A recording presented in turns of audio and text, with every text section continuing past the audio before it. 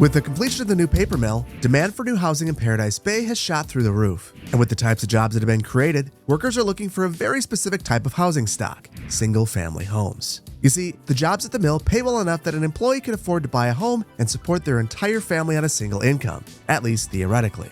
That's only possible if homes are available, which they are currently not. Thankfully, Sheila has entitlements for hundreds of homes. All she has to do is start building them. So in this episode, we're going to do just that. We're going to expand Paradise Bay dramatically. To do this, we'll create a predictable development pattern that's easy to expand. This will be similar to patterns that you would have seen in the US in the 1800s to early 1900s. We'll apply the principles of roadway hierarchy, since doing so will keep traffic moving through our community in orderly and predictable ways. And we'll expand our basic city services to fully cover this huge expansion.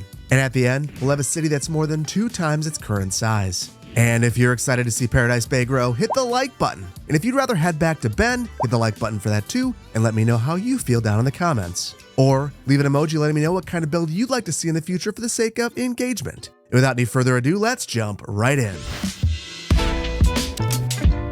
Hello, and welcome back to Magnolia County. We've got a really fun build today. We are going to be dramatically expanding Paradise Bay, purchasing about 5 tiles and working our grid way back to our existing development over here, kind of on the edge of the village of Hiddenbrook. But before we can do any of that, we've got a major problem that we have to address. A problem that I'm guessing that you're experiencing in your builds as well. Homelessness. Homelessness is a huge problem right now in city skylines too. Almost every single park in Magnolia County has homeless people in it. And builds like the last one only make this problem worse because of a known bug, one that Colossal Order has actually acknowledged but hasn't fixed just yet because of their holiday break. So right now, when you demolish a building, the people that live in that building become homeless and they become trapped in your city. They become like Pauline right here, who is wealthy and living in a small park, unemployed and homeless. Now, under normal circumstances, I think that she would either move into a new home or leave the city, but that is not what's happening right now. She will live here indefinitely. So there are a few ways that you can resolve this. One of the solutions that I saw on Reddit was to actually create a no-cost bus route that goes around to all of your parks, picks up homeless citizens, and ships them out of town. It's a little bit too real for me, but apparently that does work. Another way to resolve this is if you have better bulldozer, you can actually delete all these citizens. Just click on Remove Object in Sims, and you can even go into the Radius Selection tool and just get rid of them. And now those homeless folks are gone. And for their tents, get rid of objects of a similar category, and we no longer have a homeless problem, I guess, at least for now. But reasonably, they'll all come back and it will continue to be a problem, especially if you like calling mulligans as much as I do. But where this really becomes an issue is when you take a look at your unemployment. The unemployment rate in Magnolia County is currently 19.4%, and that's because homeless people have jobs and people with homes do not. And honestly, this makes it really difficult to know if you need new housing or not. When I see an unemployment rate of 19.3%, I think I need more industrial offices and commercial. But in reality, if the homeless people weren't here, I think we actually have a huge housing shortfall. So to resolve this problem, we're going to install a new mod called Bye Bye Homeless. What this mod does is evict homeless citizens, either having them move out, which I believe is the desired functionality, or to just delete them altogether, which I think is what we're going to do.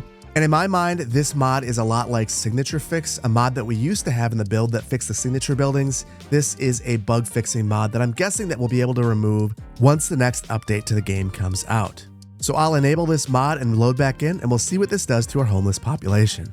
There is not actually a way that I could figure out to see the number of homeless that you have, but the one way that's easy to figure it out is by the number of unemployment, knowing that this is one of the things that's currently bugged. So what I'm going to do is just kind of speed this along, and after 45 in-game minutes, we'll see what our unemployment rate drops to. And I let this run for just a couple of minutes, and we've got an interesting situation. We have a full-blown housing crisis. Our unemployment rate is 0.1%. We've got thousands of jobs that need to be filled, and the consequence of that is that we actually are making much less money per hour than we were before. And that's because we can't collect as many taxes from our businesses because there aren't employees there to produce goods. So we need to resolve this issue, and we're going to do that by building lots and lots of housing today. So with our homelessness problem temporarily solved, let's move on to building our roadway layout. Before we start laying out our roads, we're going to need to purchase some tiles. And I'm thinking that we're going to go all the way back to maybe about here with our roadway layout, So I want to buy all the tiles back to there. So we'll buy these 3 and this one because it has a little bit of a tip right there. And this one as well. And that's because I don't want to leave any of these small areas like that out. Thankfully, we could afford that. It didn't really impact our budget. It kind of brought us to an equilibrium, which is kind of nice to see anyway. And I think we're going to start right here on Summit Street. And we'll just replace this highway and bring it along. And we've actually got an overlapping item. It's that power line that we've had over here. I'm going to get rid of this. And truthfully, it's kind of a problem already. It's in the middle of the street. It's been in the middle of the street for a while. So let's take it all the way back. And I think it ends right about here. And now we should be able to upgrade this all the way back. Although I'm going to stop it right here. And we'll have a highway segment kind of as the delineation between the rural and the urban. And to make sure that we're transferring power, I'll add lights to that little strip right there. Now let's add lanes to this road. And this, I believe, is Main Street going straight down here. Now this road that we just upgraded accidentally as a 4-lane road, we're going to take that down to a 2-lane. We're going to shift this just a little bit because we've got a rural road that's kind of butting up to this cemetery. And now that we're urbanizing this, we've got to shift the road down to make it work. Not a big deal. Now, before we start building out the local roads in this area, I want to take this road right here, which I believe is Crossing Street. Yeah, we're going to make this collector. Again, a collector is a road that takes local traffic from a neighborhood and brings it to an arterial. I'm going to take this major collector and run it straight through here. And this is going to be a road that actually goes up and over the railroad and is going to be one of the few crossings that we have bridging neighborhoods across the railroad. Now, when I talk about collectors versus arterials, you might be getting a little bit confused, wondering why I'm not using different roadway types. I'm talking about the way that the road functions, not actually the type of road that it is. You can have a 4-lane road that functions as a collector or a 4-lane road that functions as an arterial. It all depends on how much access you have to that road and the way that the road is acting in your roadway network. So for an arterial, I'd want to minimize the number of junctions that I have on that road and prioritize mobility and movement of people and goods. For a collector, you can have more access. You can have more buildings fronting it, taking access from that road.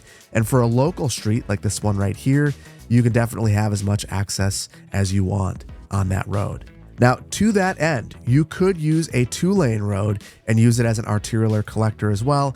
Again, it's really all about the amount of access that you're providing from that road. Now, we are going to start building out this local roadway network, but the first thing I want to do is upgrade this road right here. You can see that I actually got the pattern wrong. We have local road, alley, and then another alley. This is supposed to be a local road, so we'll get that upgraded. And now I want to make sure that we have all of our snap twos correct. So I want to make sure that we turn off snap to zoning grid. That's going to throw us off as we join different grids together. We'll get rid of snapping to guidelines and snapping to the sides of the building. And now we're just snapping to existing geometry, zoning cell length, and the 90-degree angle. And that should give us the perfect configuration to have a perfect grid. Now, one thing that I wanted to do was shift this road over just slightly so we get a perfect grid right here. If we wouldn't have done that, everything would be broken. And then I'm wondering if I can fix this. You can see that the grid is broken over here. I'm hoping that as I draw this through, yeah, it's still very broken. So we're going to have some imperfection here. There are a couple of ways that we can try to resolve this. I think the way that I'm going to go is I'm going to turn on snap to zoning grid. And now I'm getting the grid from this collector. I'm going to run it up. This is where this road needs to be. And then I'll just overshoot with this tool on so it doesn't break my grid. And now Middle Street is exactly where it needs to be to have the perfect grid. I'm hoping that if I draw over the top of this, it'll fix the grid. It did not. Next thing I'll try is adding key walls. And that did fix it. And I could even remove those and everything is just fine.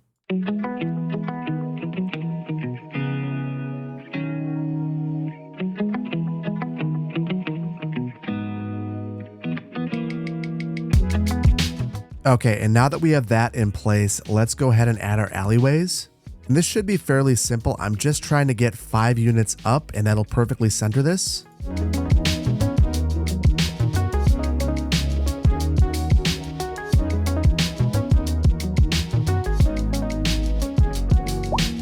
And there we go. I decided to get rid of the alley right here, and I think this will be the last street where we have the alleyways. And now as we work our way up this way, we will completely abandon the concept of alleys in the city entirely. Now, we do have some terrain challenges, and I'm starting to notice some of those, which is why I wanted to stop and do a bit of grading. Now, I would expect that this would be pretty dramatically flattened, and something like that is just about perfect. So now I'm going to grab one of these existing blocks and we'll run it over. And I want to remind myself of the width of these streets. And it looks like it's 152 meters. So let's go ahead and repeat that pattern all the way back here. And now here's where I get very curious. Can I use my grid tool? So I know that I want to go a full 112 up. And look at that. If I go 152, it's unhappy. That's the problem in my mind with the grid tool, although I can do it this way. So if I do the length way first, then I'm fine.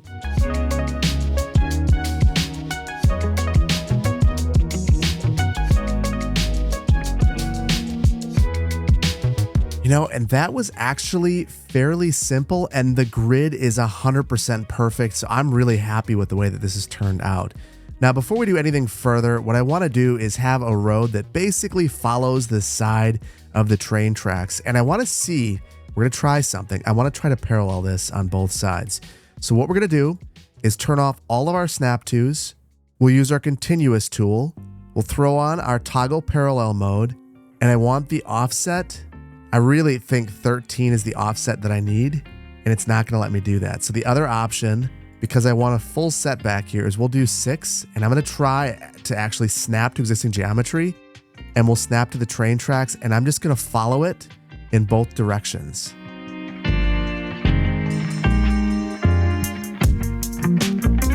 Okay, and this can lead to some silly stuff like this, where we end up with a road going through here, but for the most part, it's paralleled the railroad track very nicely.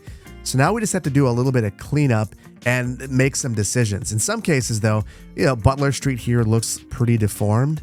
I think if we just redraw this, it'll probably look better. Yeah, look at that. That's really good.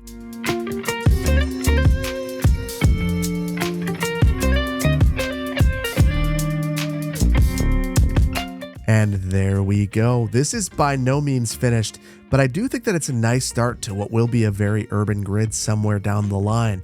And we will be upgrading some of these roads, thinking about roadway hierarchy, but for now, I think we're going to move on and start to think about our next grid, which is going to be right here. So for this one, let's begin by extending River Street, our collector. And I want to actually snake that all the way through here and then have it run alongside the river here and act as a collector even further out. So I think I'm going to draw a couple of segments in here and then link them all together.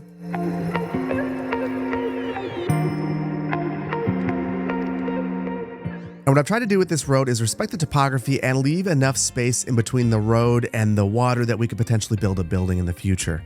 Now, I'm going to begin our grid down here by this little peninsula area, and we are going to have a completely different size than we had before. I'm thinking that we'll go with 120 meters by 120 meters, but I want to see how it shakes out as we draw this in, and it looks like I can facilitate that.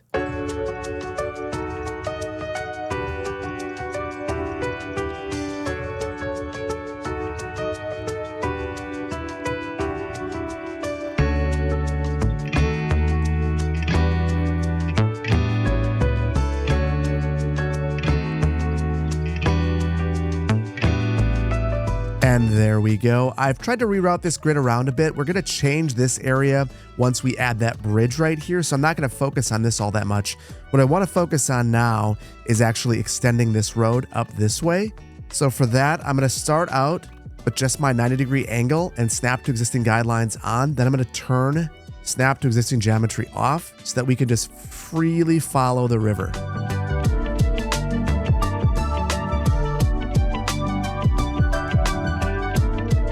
Now, I think it's time to cross over our railroad tracks, but I think this is going to be more challenging than you might expect, and that's because we have these frontage streets right here that are lining the railroad track. So I think in an ideal world, I'd use a decorative bridge like this 4-lane tied arch bridge. I'd really like to use this one, but my fear is that if I place this, I won't actually be able to get over the top of the frontage roads. So here's what I'm going to try. We'll bump this up 8.75, and I'm going to see if I can go over the top of, yeah, that we get 2 bridges then. That's not going to work. We'll go just inside of the frontage road, and then I want to see if I can make a connection. And that was my fear right there. My fear was that we would try to make this, it let me get away with it. So I had to start from our arterial, and that's, that we're missing a pillar is what that looks like to me. Yeah, this is not reasonable. I don't think anyway. As much as I hate to do this, what I think we're going to do is not have this nice decorative bridge right here. Actually, one more attempt.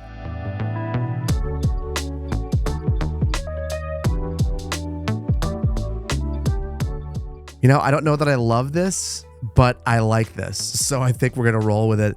The one thing that I think could improve this is that. So I know that I just burned this all up and spent a bunch of time doing that, but I think having that riser there, that concrete riser, just looks a ton better. So we'll try to do the exact same thing on this side. And thankfully on this side, we're not really locked into a roadway layout just yet, so we don't have to worry all that much. What I think we're going to do is come in here at a 90, so we have a really nice connection. And then I'm going to use the complex curve tool to link these together. And I think that I like that. There's just a couple more things I want to do. We're going to get rid of that little nub right there.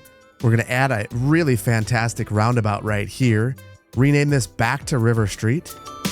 And then for this roundabout right here, I kind of want to pedestrianize this. So you have this really spectacular view on a pedestrian street. And in the future, I can imagine this being a place where there maybe are farmers markets or things of that nature, right around this beautiful roundabout and this spectacular view of the bay. I really like that a lot. Okay, so now we've got the layout for this area established. We've got one more area to focus on, and that is over here. And we've got to figure out what we're doing over here with Bluffside Street.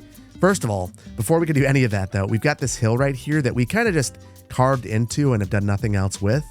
Now is when we basically get rid of the whole thing.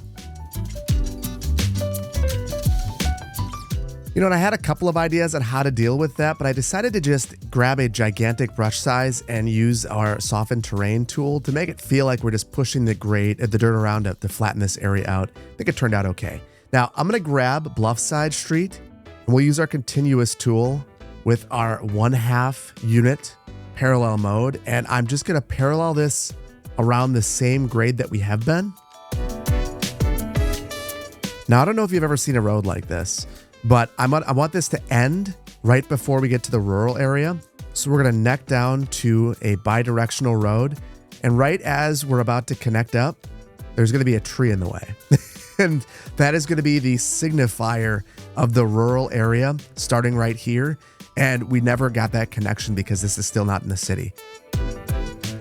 And there we go. And someday when this is brought into the city, maybe we will continue this bidirectional 1-lane road along our lake here. But for now, I think it ends. Now we are going to grid this area out, and I want to start a brand new grid. I think we'll continue with our 120 meter by 120 meter grid.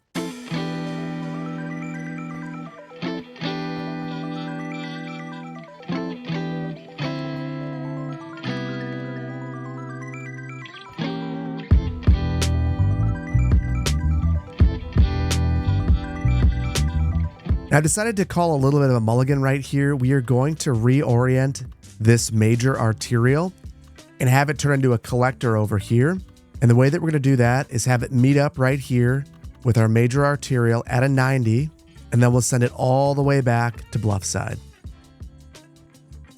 And I think that we're going to wrap things up with gridding out this area just a little bit. But here's what I want to do first. This is going to be another major collector through the area.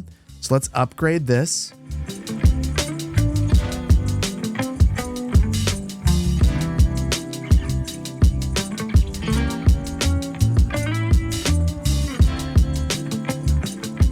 And there we go. I think that is most of our grid laid out.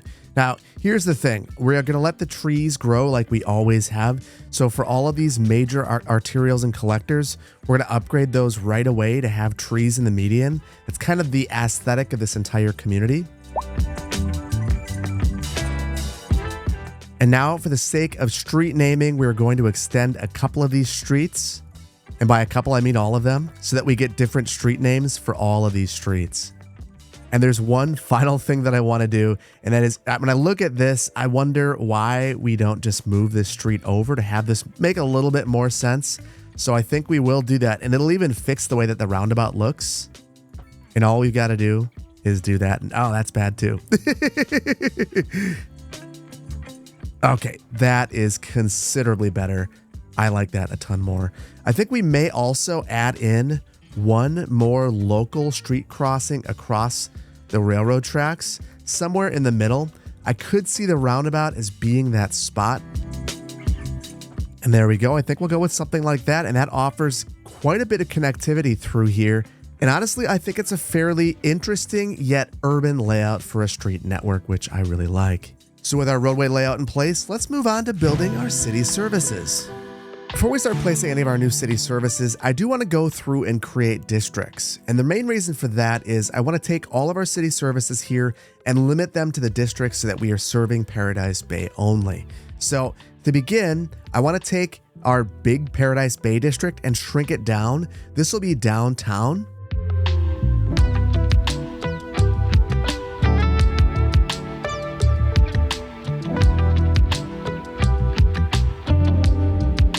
And there we go. We've got 6 new neighborhoods. So I'm going to need some names for these neighborhoods. And if you have one for any of these neighborhoods, drop it in the comments below. Be sure to write the name of the existing neighborhood and your suggestion. I'm going to search through them and I will pick the one that has the most likes.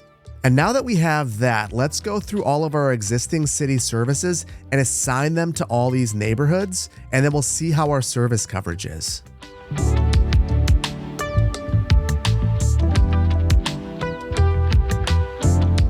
And there we go. I've gone through every single school and made the modifications. And you know, one thing I'm not sure of is how the game handles redistricting for schools and things of that nature. So for instance, I took this school and I assigned it to Copper Mills and Barlow Ridge, and that's it.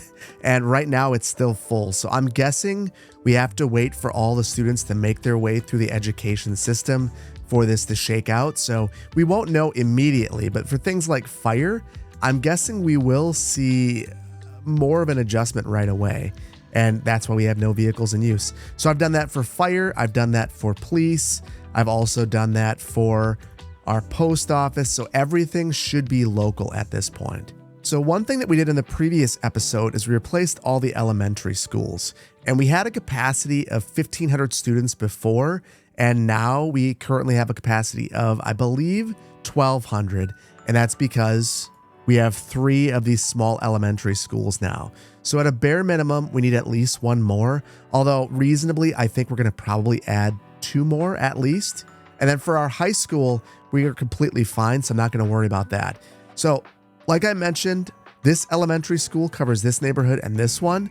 This elementary school covers both Sugar Grove and Chester Square. And then I'm going to add another elementary school to cover Palmer Heights, Moore Glen, and then we'll probably add 1 more over for Parker Meadows, which will cover this neighborhood and a future neighborhood in the future. That was redundant.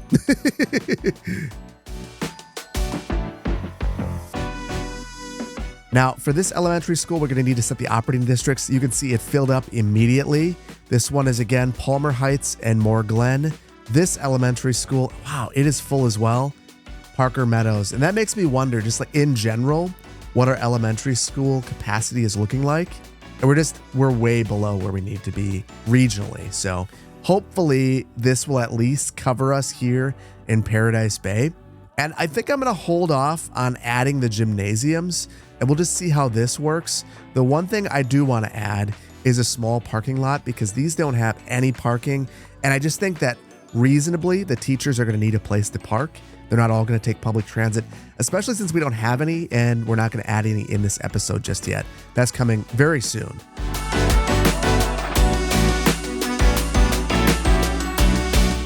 And there we go. We've added parking to both of our elementary schools. That's looking good. Now I'm realizing I never assigned a district to our clinic, so I'm going to do that as well. And actually, it already has a district assigned to it. It's not going to serve any of those new areas. So let's add the additional districts to it. And there we go. Now, next I want to make sure that we have excellent parks coverage. So at a bare minimum, I want to make sure that every single kid in this community can walk to a playground. So I like to sprinkle these small playgrounds wherever I can, making sure that within a couple of blocks, every kid can access one. Now I'm going to keep these away from collectors and arterials because we're going to have mostly office and commercial on those streets. So it doesn't make a ton of sense to front these on those. And even at that, would you really want your kid walking over to an arterial to go to a playground? Probably not. We can place plazas and things of that nature in those sorts of areas. Now I think that we need to think about a larger park, and I think centrally located within this neighborhood, I'd love to have one of these multi-purpose parks if we can. And now we should be able to connect paths to the sides of the roads and add a bunch of landscaping when we get to that a little bit later on down the line. I also want to plan some sports parks through here if we can. So we'll add a soccer field over there. And maybe close to this, we'll also add a community pool. And maybe, we've got this small playground over here. Maybe the real solution is to back this out and make a larger parks complex.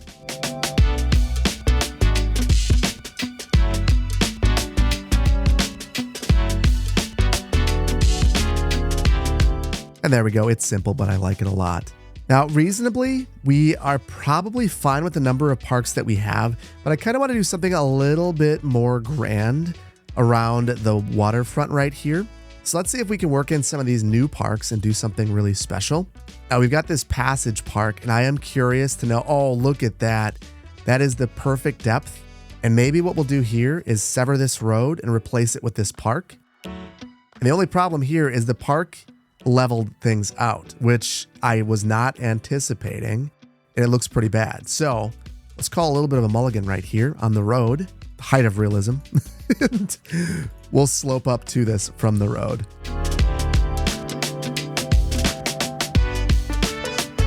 And there we go. I think that is going to be fantastic. And just imagine coming through here. Oh my goodness. There's already a homeless encampment, of course.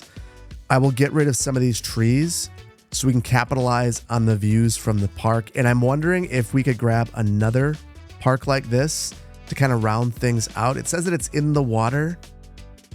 Let's force the issue and see if we could modify the park like this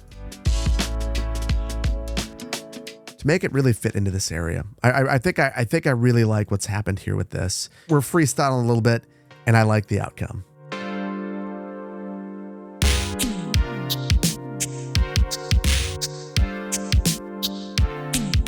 And there we go. Now I just want to look one more time down the street. And now it seems like one cohesive parks complex. Oh boy, I really, really like that. These new parks are outstanding, especially when you use the better bulldozer to really make them feel a bit more cohesive like that. That's fantastic. And now the very last thing that I want to do is add everyone's favorite park, and that is a dog park. And I think we're going to add that fairly close to the train tracks. There are going to be some residential uses along here. It's not going to be the most desirable land. And where we can make it more desirable with things like parks, I think all the better. And this would be a louder use, and it's right next to the train tracks, which is also loud, so it seems to make some sense to me. And then finally, we need to start to think about our communications services. So for that, we've got both mailboxes and the internet. And for our mail coverage, it's obviously pretty poor. And honestly, we could use some more coverage over in downtown. So I'll add a few of these. And like I've talked about before, my preference for placing mailboxes is to put them close to city-owned property, if at all possible. If that's not possible, I will place them on private property, but it's just, in my mind, you wouldn't have to get the easement. It would just be a lot easier to place it on city property than to try to acquire the ability to do it on private property. And then the other thing is, if you've spaced your city properly appropriately, there should be plenty of space to add these on city property. And when you do so, your coverage should be really good, just like it is right here. I think that's looking pretty darn good. Now for our internet, I'm a little more nervous about that, but honestly, look at that. We don't really need to do much of anything. Our coverage is outstanding in this area. Now, the one service that I have not added any of and haven't really addressed at all is public transportation. And that's because we're going to cover that in a really extensive way, probably in the next episode of the one following. So we're going to hold off on that for today. And with our city services in place, let's move on to a bit of zoning. So now for our zoning, I just want to make sure that I don't overthink it. This is going to be a massive development developed by one developer, and they're going to try to do this as quickly and as cheaply as possible. And that means that you're going to have the same building over and over and over again. Now, all of that said, we are going to be increasing density and redeveloping in Paradise Bay for many years. So having the same buildings isn't the end of the world, because anything that we build today could be redeveloped in the future.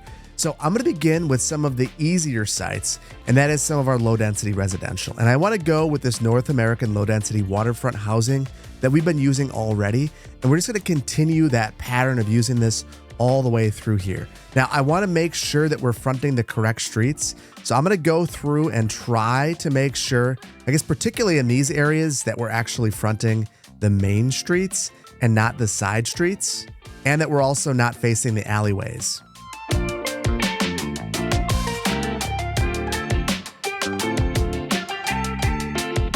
Now, the zoning mod that controls zoning no longer works, so I'm struggling to kind of get the buildings in the right direction. There are two ways that we can accomplish this.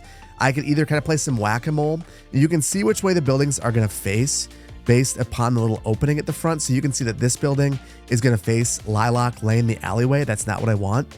So I click on that, delete it, and it's now facing the correct direction. So I've had to do this in a number of occasions. Sometimes you got to do it a few times, and then eventually it'll face the correct direction. So a little bit frustrating. The other way that I could do this is get rid of the alley and then redraw it in. But to me, it seems like it's a bit more work, and ultimately I'll probably make a mistake. But there we go. You can see not that bad to play a little bit of whack-a-mole. And one thing you might have noticed is that I removed all the zoning from Birch Street, which I believe is actually supposed to be Crossing Street. The main reason for that is that I want to make sure that on all of our collectors and arterials, we have some of our commercial and office type uses, along with some of our row homes. So I'm going to try to make sure we don't have any single family homes on these streets if at all possible. Now, another thing I was just thinking about is we've got our cemetery right here. And before we fill in the rest of this area, we have an opportunity to have a church in the community, which is something that we don't really have in City Skylines 2. So I think that we're going to take that opportunity and try to bring a church into the community.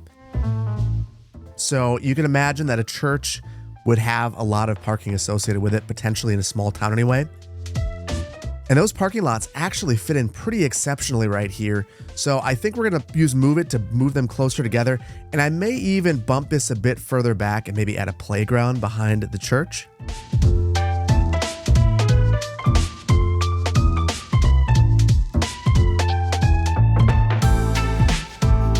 And there we go. I extended out the grass surfaces so that we end up with what feels more like a cohesive campus, and when we landscape and detail, we'll make it look even better, but I like the way that that's turned out. Next, I'm going to add some of the residential along Emerson Street. And for this, we are going to add some temporary key walls along here because I want all the backyards to face Emerson, just like we did over here. Now, interestingly, we're actually getting the side right here. That is also not what we want. I want to make sure that all of the homes are facing Woodland Street, which I believe is supposed to be First Street. We're losing all of our roadway names, which stinks. We'll have to correct that.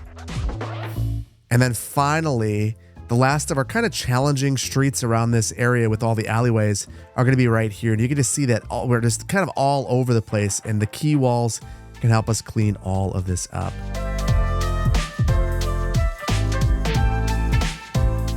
And then finally, let's add some neighborhood commercial and offices, and a couple of row homes as well. And with whatever we're doing, I just want to make sure that we are fulfilling our zoning needs down here, as well as maximizing our density. I don't want the lots to be different depths if I can avoid it. And there we go. That is pretty darn good. Now, along Strawberry Street, which I think is supposed to be Main Street, I don't know what's going on with the street naming.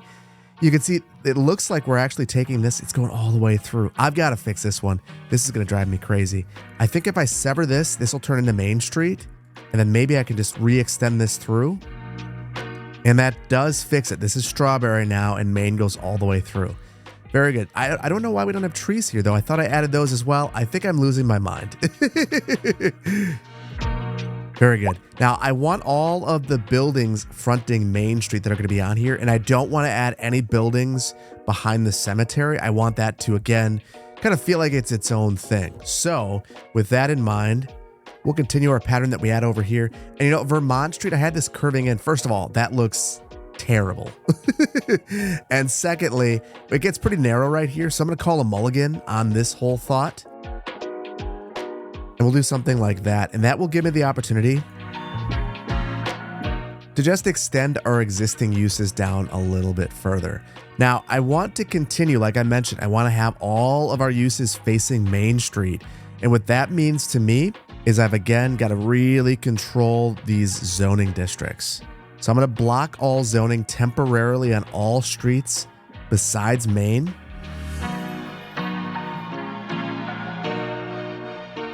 And now it should be fairly simple to run commercial uses up and down. So the one thing I want to focus on here is consistent lot depths once again. So right here, for instance, even though I could go back 6 for some of these properties, I'm not going to. I'll just use the surface painter to fill some of this stuff in, or I'll have other uses behind it in the case of this block right here. And I think I might even go a consistent 4 units back for most of these, and then maybe drop it down to 3 for some of the blocks.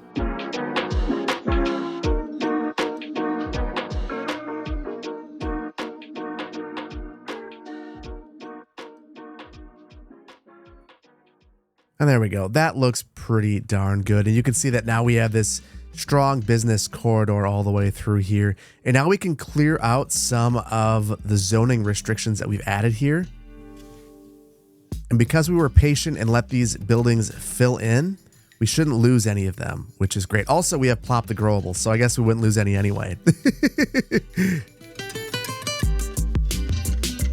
Now, one minor regret that I have right now as I look at this is I added these alleys back here, Sheffield Lane. I don't think we need them.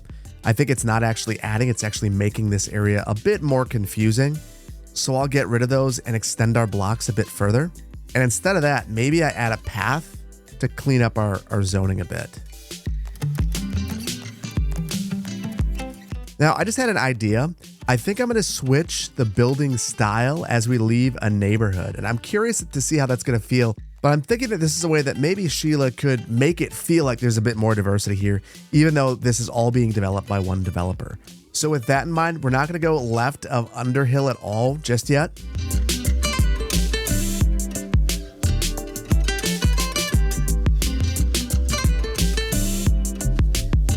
And now the last little bit of the neighborhood is along the railroad tracks. And I mentioned in the previous episode that I lived in a townhome along railroad tracks. And I'm going to give a little bit of an ode to that and build some of our townhomes along the railroad tracks.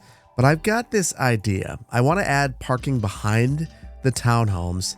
And I'm going to see if there's any way that I can facilitate that. Now, one of the struggles is finding good parking that's going to fit well. The wide parking lot would seem to be a good bet, except that it's kind of strange in the way that it lays out. I think what we might try to do is take these long parking lots. I'm going to spin them around like this, and then we'll add in side streets to kind of divide up these areas a bit. And the nice thing about this is it'll provide some separation in between the townhomes and the railroad tracks.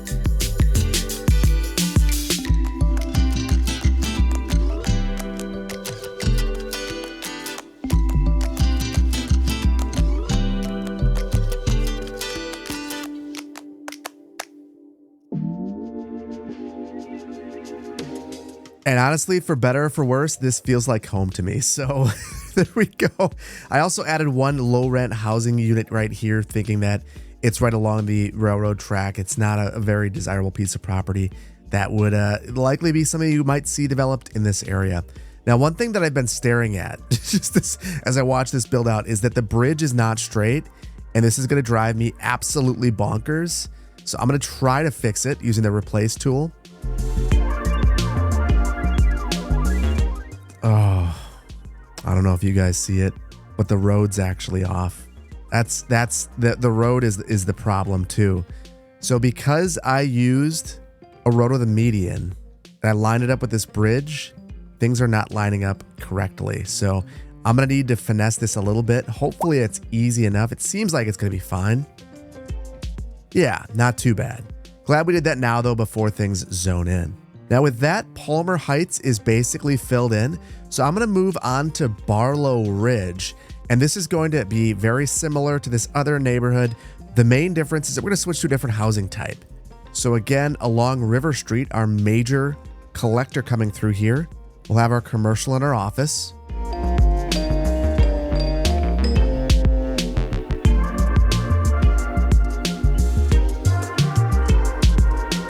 And then while this is filling in, I think right here along Middle Street, which is actually Crossing Street, which is also Birch Street and the Duchess Bridge, we are going to have some residential. So I think we'll continue with our townhomes. I'm going to go with the exact same ones, although I do want to look at the topography first. So I can go about 3 units back here. And I think I'll probably just repeat that pattern all the way down.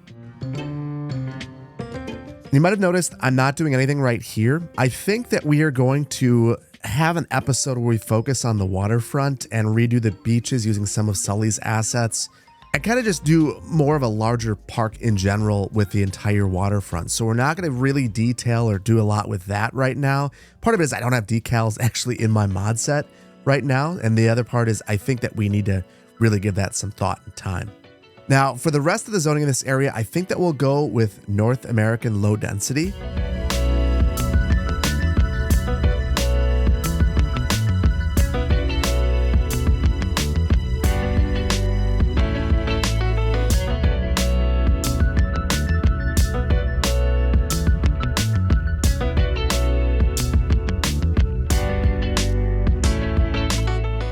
And I think leading up to this waterfront, we will have more density. This will be one of the few spots where just up front, we plan to have more density. And to me, it makes a ton of sense. Now, one of the things that's kind of killing me is that if we take a look at this, that the grid is just not lining up. I'm not sure that there's a ton that I can do about this. I really wish that it was though. If anything, maybe I can use Move It once this fills in and shift things around just a bit.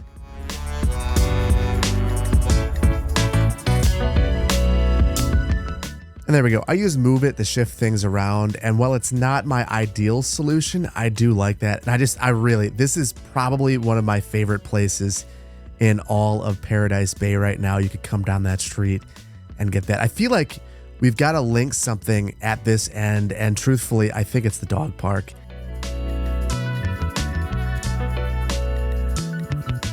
There we go. And now the dog park links is linked by this road. I really like that a lot. That feels good. Now I really want some of our zoning to face Emerson Street, but for whatever reason, we're facing every street but Emerson. So it looks like if I control things a bit, I can do this. And the reason again is I want more of these townhomes here. The one thing is we've got all of this space right here along the railroad tracks. And I think the solution that we employed right here is the one that we're going to use throughout the rest of the railroad tracks as well. But I'm going to hold off on doing that until the very end. Next, let's move on to Moore Glen. And this is, again, a fairly small neighborhood. I believe, yeah, this is just a few blocks right here, 6 blocks in length. And we'll switch the zoning up once again. And I think we'll just go with our European low density in this entire block. Again, we've got one street that we want to focus on, Garland Street. And then I'm going to block all the zoning on what should be the numbered streets. We won't focus any of the zoning on there until after we get it on these other streets first. Now that I've controlled all the zoning up front, I should be able to just load these in fairly quickly. And all the buildings should be the same depth, and they should all be facing the correct direction.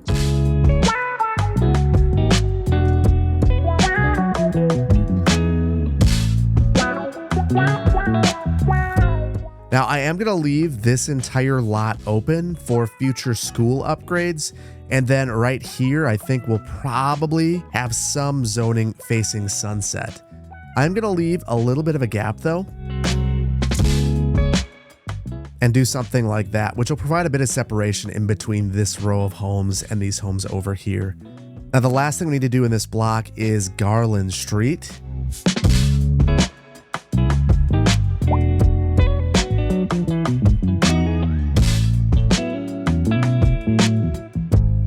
And there we go. And you know what? That looks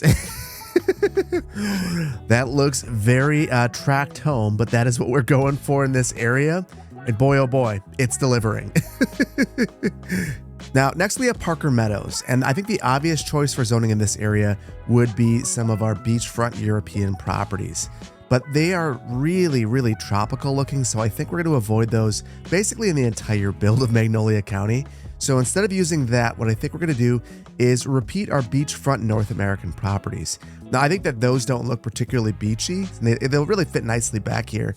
And I don't want to go for the North American buildings because after further inspection, I remember why I don't really like these. They don't really look North American. They look like trailers, but kind of strange. So we're going to not use any more of these. We'll just have them there and nowhere else. So right here, again, more beachfront properties. And even across here, we'll probably have a mixture of beachfront properties and some more of our European low density assets.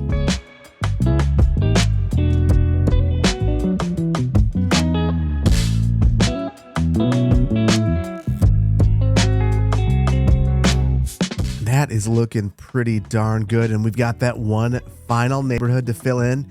And again, I want to mix up the zoning. So we'll go with our beachfront on this side of Main Street. And on this other side, we'll go with some of our European properties.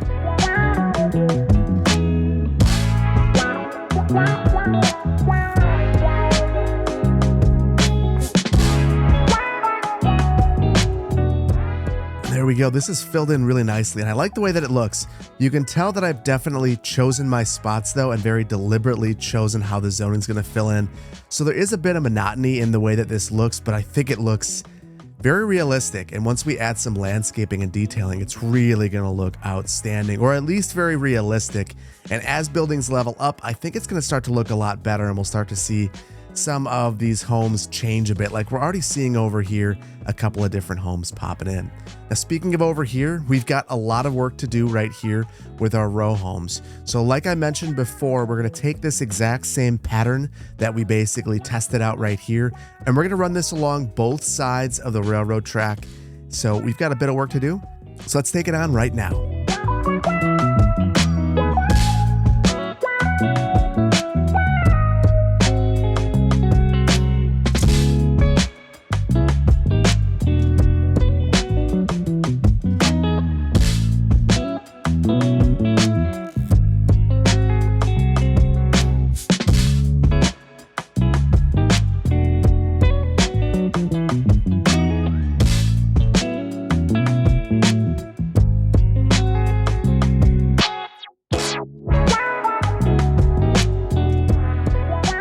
There we go. All of our zoning is filled in. And you know, I'm not 100% sure how I feel about the townhome situation. I think what I tried to create makes logical sense.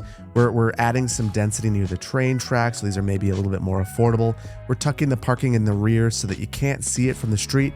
And maybe that even opens up the opportunity to plant some street trees or something of that nature, but it is strange. It's a lot of parking. When you look at it from this view anyway. When you look at it from street view, I do think that it looks much more acceptable. All that said, I'm going to leave that up to you. I want to know how you guys feel about this, particularly this area right here. Let me know if you think it seems a little bit outlandish or if you like it. And with all of our zoning finally done, let's move on to a little bit of landscaping and detailing. For our landscaping and detailing, there are really 4 things I want to take on. First and foremost, along Emerson Street, or whatever this was called before, we've had this repeating pattern of fencing and landscaping, and I want to extend that all the way down to the end of the street. After that, I want to find all of our commercial properties and make sure that they have parking, because right now we've got a whole bunch of properties that you don't have parking for, either on street or behind, and that's a problem for those properties. After that, I'm going to turn on anarchy and I want to add a lot of trees. So we are going to add trees to the backs of homes, to the fronts of homes, likely oak throughout the entire thing. But we're going to go block by block and do that. And we'll probably extend some of our grass surfaces while we do that as well. And then the very last thing I want to do is try to rename some of these streets.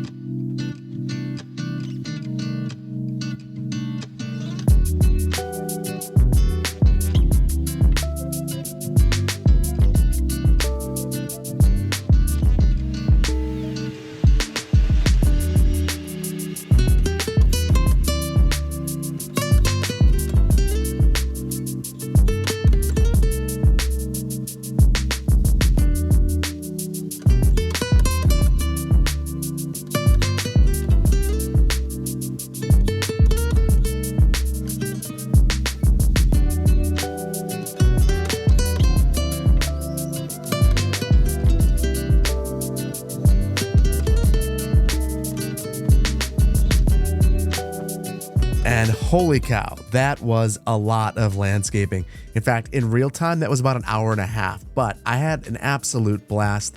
And you can see that this area just looks really, really lush now. And I want to know how you feel about this. If you like this, I will go back in a stream and we will start to do this all throughout the entire build. So let me know in the comments below how you feel about this. And with all of that complete, there's only one more thing left to do. Let's take inventory of what we've done with a brief city tour.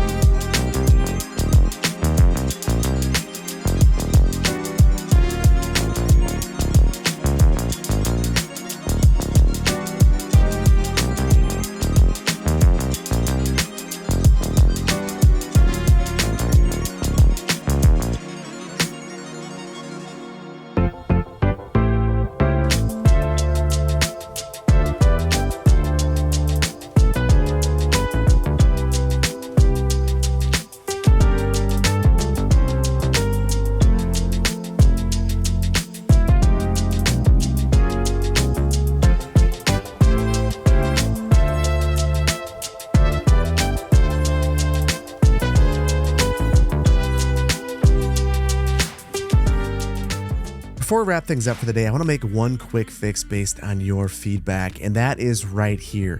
I double-tracked a bit further than I should have and crossed Jefferson Street. Now, the reason this is significant is we have a bus route that goes right across Jefferson Street, and there is a lot of queuing from time to time when we have our trains waiting to get past the single track segment. So what we're going to do is downgrade this right here, back down to single track, and I'll do the exact same thing right there. So that might make you wonder, what are we going to do with our passing segment? And I think the right approach is actually to go way back over here by our factory, and we'll double track right here. So now when passing needs to occur, the trains will queue right here instead, which I think is a much better solution. So now there's two different spots where that queuing can occur, right here, and the other one is back here behind the train station. I think that is a much better solution. And before we wrap this up, I just want to marvel at the population that we've added in this episode.